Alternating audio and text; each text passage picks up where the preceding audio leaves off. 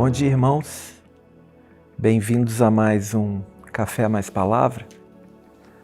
Hoje eu queria trazer para os irmãos uma reflexão sobre a vida de união com Cristo. E eu queria tomar como referência um texto em 1 Tessalonicenses, capítulo 5. Vamos a ele.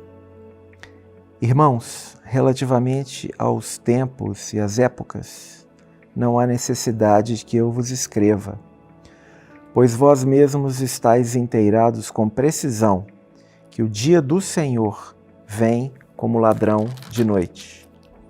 Quando andarem dizendo paz e segurança, eis que lhes sobrevirá a repentina destruição, como vêm as dores de parto a que está para dar à luz, e de nenhum modo escaparão.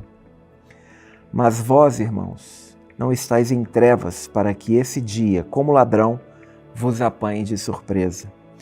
Porquanto vós todos sois filhos da luz, filhos do dia. Nós não somos da noite nem das trevas. Assim, pois, não durmamos como os demais. Pelo contrário, vigiemos e sejamos sóbrios.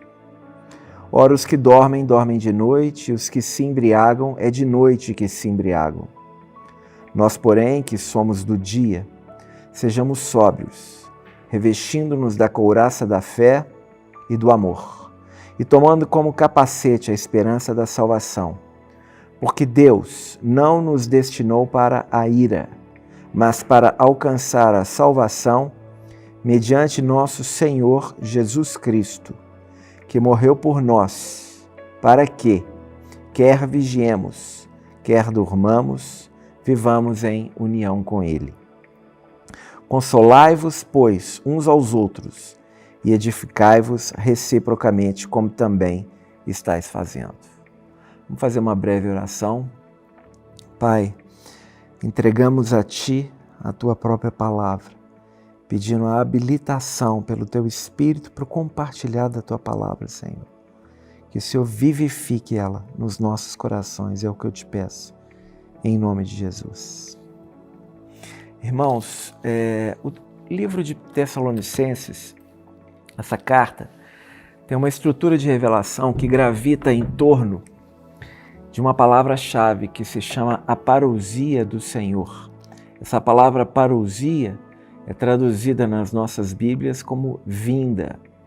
Mas, na verdade, é uma palavra grega que é a junção de duas palavras, para mais ousia. A palavra para tem a ver com estar junto de, ao lado de. E a palavra ousia tem a ver com ser, com estar. Fala da essência de algo. Então, a junção dessas duas palavras poderia ser traduzida da seguinte maneira. Refere-se à presença do Senhor no sentido da sua chegada, né? Ou seja, é alguém que se faz, que chega e por esse motivo então ele se faz presente, né? Importante os irmãos considerar, nós temos 3 palavras importantes nessa linha: parousia, apocalipse e epifania. É interessante que depois os irmãos possam analisar essas 3 palavras e aonde essas 3 palavras aparecem na Bíblia para compreender o seu sentido mais amplo. Mas o fato é, em momentos difíceis como os atuais, né, a gente deve se reportar a essa carta especialmente, porque essa carta nos ensina como é que uma igreja pode manter um testemunho retumbante de Cristo em momentos de grande tribulação. E essa palavra retumbante, eu não estou usando ela sem um significado, não. Porque no capítulo 1, no versículo 8, Paulo diz assim: porque de vós repercutiu a palavra do Senhor, não só na Macedônia e Acaia, mas também por toda parte se divulgou a vossa fé para com Deus, a tal ponto de não termos necessidade de acrescentar coisa alguma. Essa palavra repercutiu, se você pega uma chave linguística do grego e mesmo olha a raiz da palavra, você vai ver que essa palavra tem a ver com um instrumento de percussão, tá? Então, fala de alguma coisa que retumba, ok? Muito bem. 3 elementos ficam claros no sentido de que esse testemunho foi retumbante, que essa palavra repercutiu. Está no capítulo 1, no verso 3. Recordando-nos diante de nosso Deus e Pai da operosidade da vossa fé, abnegação do vosso amor e firmeza da vossa esperança. Só esses 3 elementos aqui já dariam uma conferência bíblica para a gente poder estudar, né? E essa carta, ela traz, especialmente no capítulo 2, ensinos extremamente importantes sobre o modelo de vida e serviço cristão, né? Então, entendo que ela é extremamente pertinente nesse contexto que nós estamos abordando. Então, eu queria, em primeiro lugar, fazer vamos dizer assim, essa panorâmica, né, bem rapidinha do livro, para que nós pudéssemos compreender em que ambiente Paulo, então, agora vai abordar alguns aspectos essenciais, né? Ou seja, o aspecto relacionado à nossa vida e ao nosso modo de vida, né? O nosso serviço cristão num ambiente de grande tribulação e que opera grande testemunho através daqueles 3 elementos: fé operosa, amor abnegado e viva esperança, ok? São 3 elementos essenciais. Nós vamos procurar dividir esse tema em 2 vídeos, de tal maneira que a gente possa analisar esse tema de uma forma um pouquinho mais cuidadosa, né? E eu vou começar então agora falando sobre o texto que li. E ele diz: irmãos, relativamente aos tempos e às épocas não há necessidade de que eu vos escreva, né? Irmãos, que coisa tremenda. Paulo, um homem extremamente conhecedor, né, da Torá, ele usa não despropositadamente essas palavras. A palavra tempo aqui é a palavra cronos, é aquela palavra do tempo que nós conhecemos, aquele vínculo de tempo que pode ser medido, né, pelo nosso relógio, por exemplo. E épocas, a palavra épocas é a palavra kairos, aí diz do tempo de Deus, o tempo oportuno, o tempo em que tudo se torna pleno, não é? Então ele está dizendo, ele está fazendo a junção, Paulo inicia o capítulo 5 fazendo a junção dessas 2 coisas. Esse é um elemento fundamental, não é? Quando o Cronos se encontra com o Kairos. E é por isso que Paulo menciona isso, né? Eu queria lembrar que em Gênesis, no capítulo 1, no verso 14, e Paulo, quando cita isso, de alguma maneira, pelo Espírito, ele nos está indicando diversas passagens em toda a Escritura, notadamente no Antigo Testamento, para que nós possamos compreender a extensão do que ele está falando.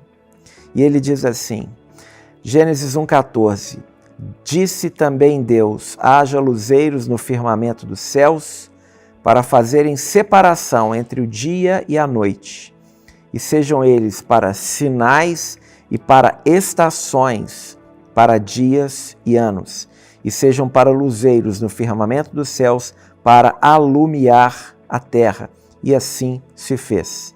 Fez Deus os 2 grandes luzeiros, o maior para governar o dia e o menor para governar a noite, e fez também as estrelas. E os colocou no firmamento dos céus para alumiarem a terra, para governarem o dia e a noite, e fazerem separar a luz entre a luz e as trevas. E viu Deus que isso era bom.